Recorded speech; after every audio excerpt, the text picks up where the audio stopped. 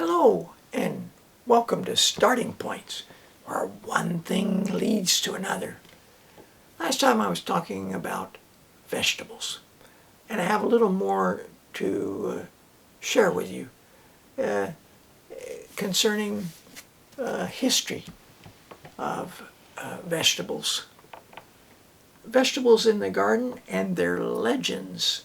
This is a book by Vernon Quinn, and it's a fascinating read. It's not a practical book that you go out and you can use, but it's for when it's too dark to work in the garden, and you want to sit down with an interesting read before going to bed, maybe.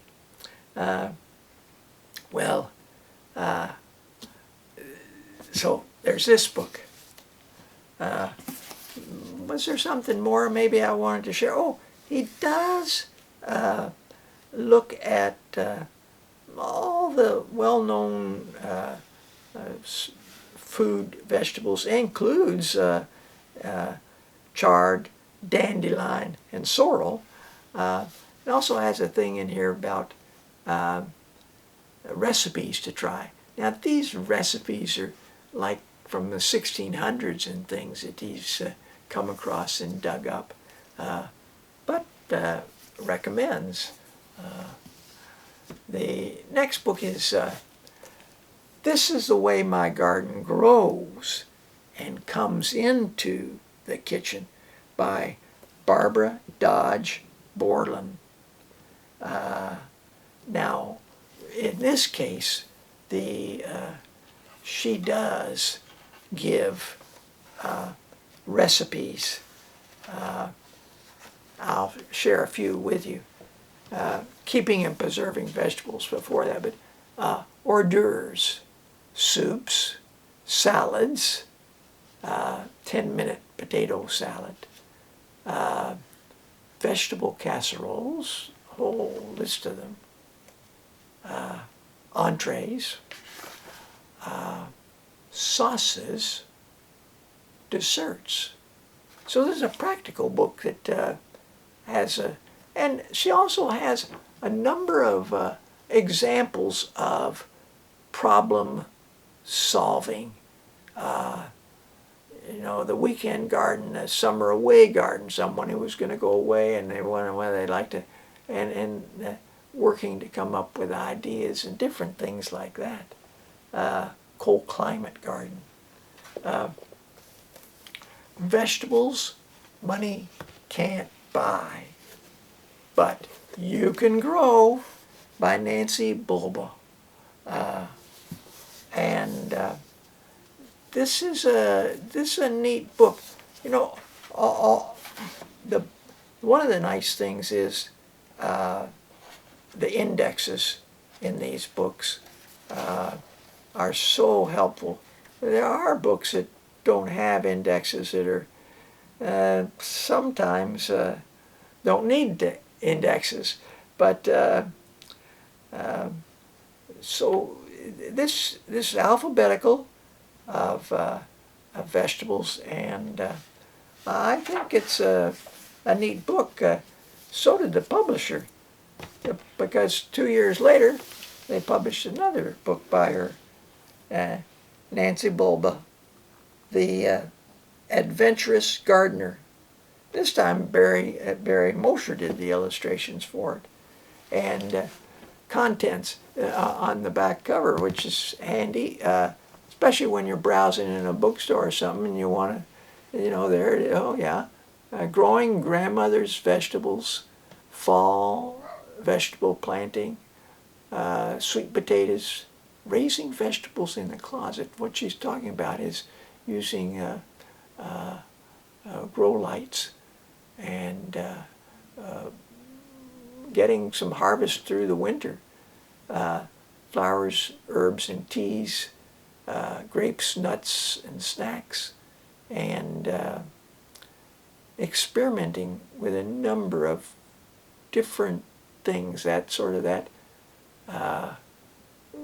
thinking about it. And you do have time to think as a gardener, both when you're at work in the garden, but also when you're not in work with the garden.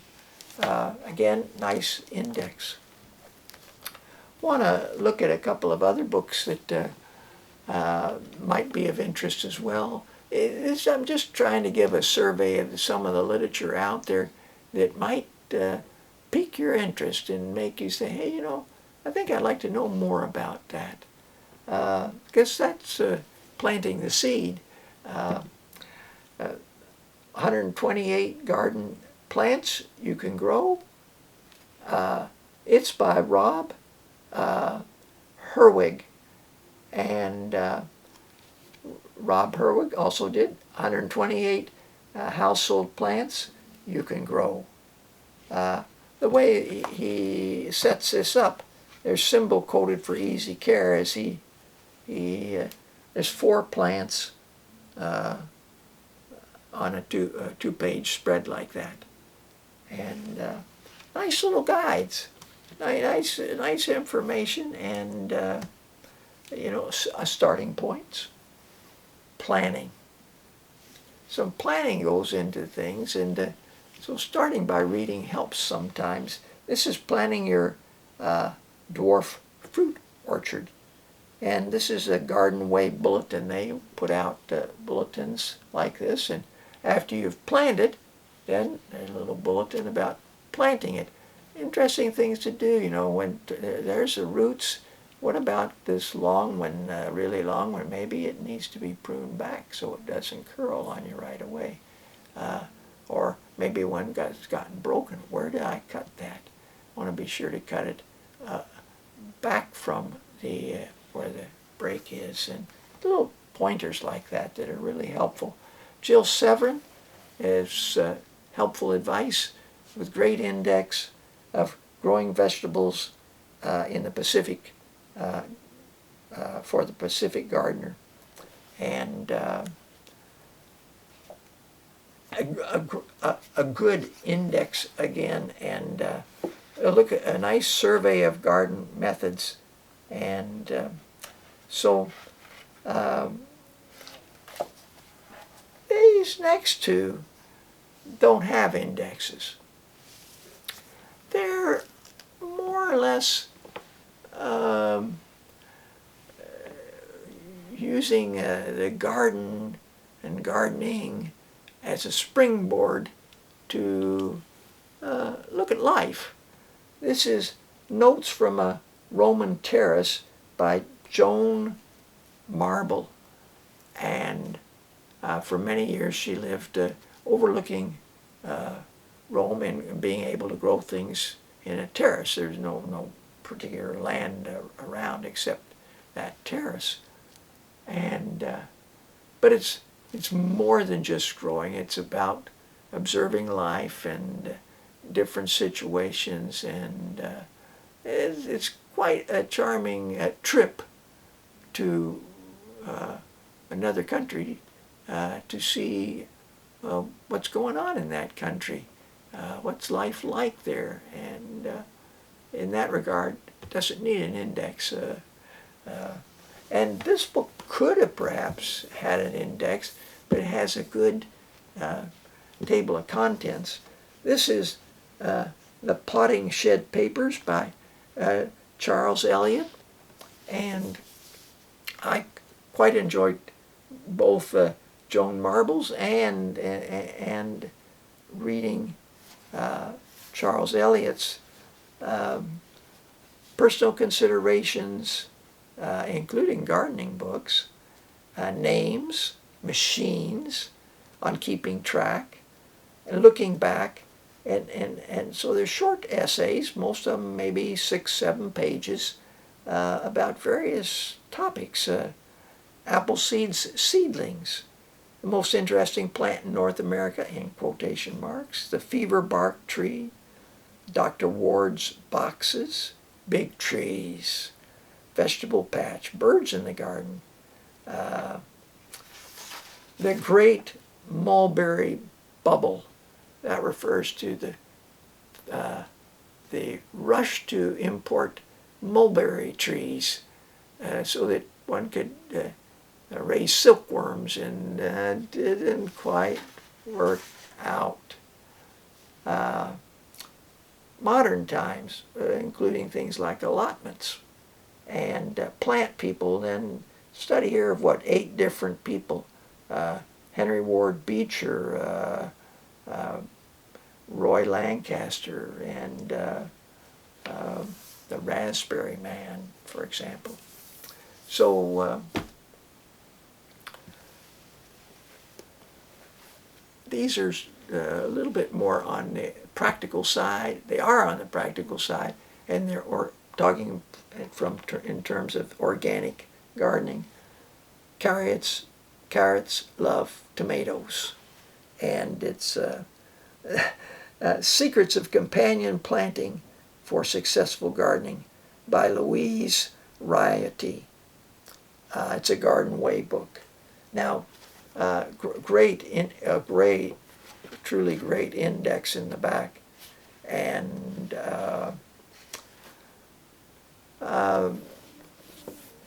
I gave a copy of it to my daughter, and she found it very helpful. She has a great garden, and her children love gardening. And The Organic Gardener, Catherine Osgood Foster, and she likewise has a great index. In some ways, it's often a good, I want to know about bone meal, or borage, or a bouncing bet, or Lewis Bromfield, or Brussels sprouts, or bug jar, or bulbs in cages, burdock, butterflies. A great book. I had a few students in grade 9 who were interested in gardening, and they used this as a resource book. This book by Catherine Osgood Foster. The Calendar of Organic Gardening this is by the editors of the Organic Gardening and Farming, It goes by calendar month around the year. A helpful guide and a good index. Sunset Guide to Organic Gardening is put out by the publishers of Sunset magazine. Has an index, and compost advantages, disadvantages, bin, how to make, quick sheet, conifers, corn, cucumbers, currants. Covers a lot of ground, earthworms. And the last book I'd like to share with you, some books by Barry Watts. This is one on ladybugs, and it could be a fascinating read for, I'd say, even 8-year-olds. Ladybugs. And as you can see, they can fly, and so just as a word, sometimes people think, oh, I'll get ladybugs in here to control the aphids and things that are, now, because they have wings and they can fly, don't feel as though they're going to maybe be there for next year's garden. They have their own criteria. Well, listen, thanks for joining me. Until next time, bye for now.